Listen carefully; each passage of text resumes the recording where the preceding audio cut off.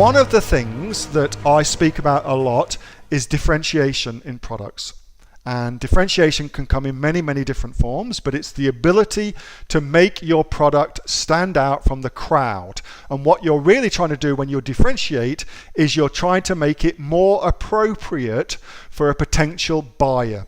And if you find enough of those potential buyers, then clearly you've got yourself a successful business. So that's what differentiation does. And there's a number of ways to differentiate. One of them is by creating bundles. Another one, for instance, would be making your product on Amazon specific for people who want to buy it as a gift. Very, very easy differentiation strategy is to set your product up as a gift. And that way you sell it to people wanting to buy it as a gift.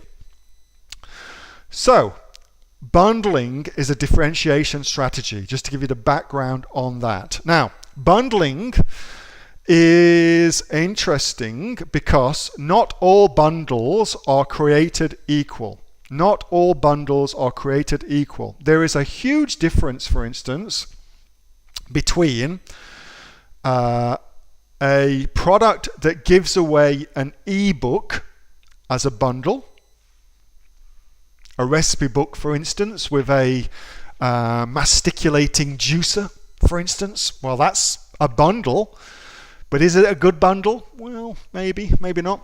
Is it enough to differentiate? Probably. Probably. Should you give lots and lots of weight to the ebook? Maybe. Depends. Maybe. Huge difference between that and somebody who's going to buy a cutthroat razor, and you bundle the cutthroat razor with the shaving brush and also the shaving soap, for instance. So that's another bundle. Razor with soap and brush. Now, those bundles are very, very different.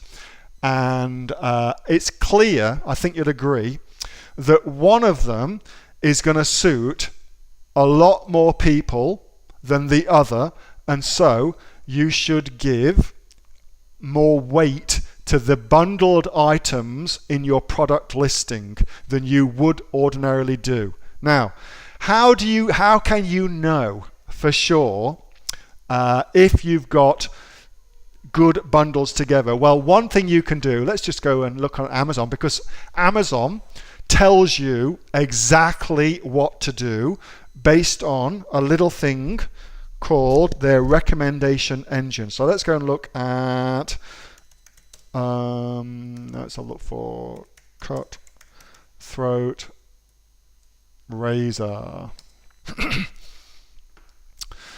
Cutthroat razor. Now, hopefully this is going to work through on amazon.com.au. And of course, it hasn't, because that sucks. So let me try again, and I'm going to go to amazon.com. And by the way, what I'm doing now is what you should do. If you go to amazon.com.au and don't get the information, go to amazon.com, you'll get the information, all right? So don't think you have to use one website. You can use all the websites and get the information. Completely okay. Cutthroat razors. Let's go and look at the one with this one here. So here's the cutthroat razor. Yaddy-daddy-da. Frequently purchased together.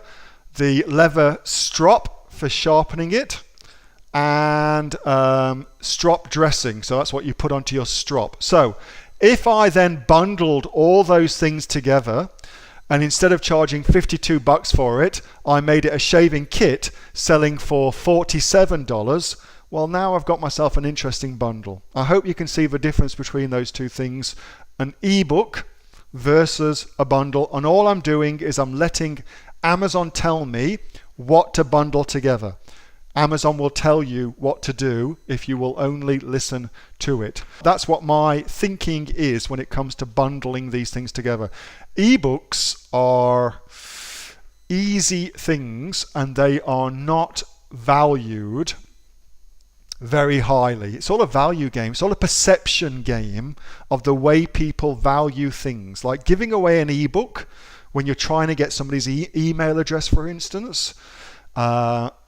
particularly on a product sale, where you've made a sale, we've sold the razor, and now we're going to try and get their email address by using the packaging insert to tell them about this great ebook that we've got that will teach them the 10 different ways they can shave their beard to look uber cool, whatever it may be. Well, is that going to be enough to get them to part with their email address? Probably not. Probably not. So you need to really think about these things and think about it yourself. What would get you to give your email address? I buy stuff online all the time. It's very rare that I get something that makes me take the packaging insert and go to the website, fill in my details. It has to be something pretty cool for me to do that. Play customer yourself. Shop at your competitors and see what they do. See if you can get some ideas.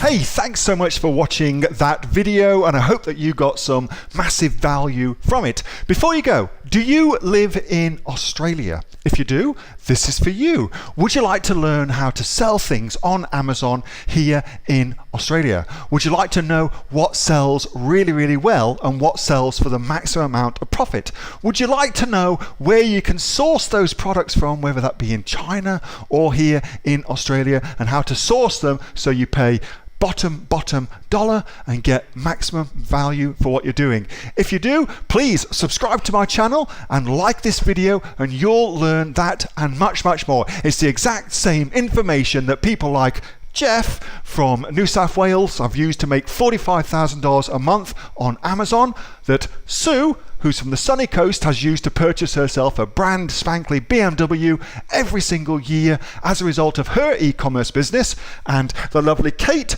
from Bowral in New South Wales has used to make $32,000 a year on a month, not a year, a month on Amazon, and indeed Anthony, who makes $15,000 a month on Amazon, selling, as he puts it, odds and sods. If you'd like to learn the exact same information that they use to maximize their profits for their Amazon businesses, subscribe to this video, like my channel, post below if you want me to teach you something. Okay, I'm out of here. Speak to you soon. Bye. Subscribe.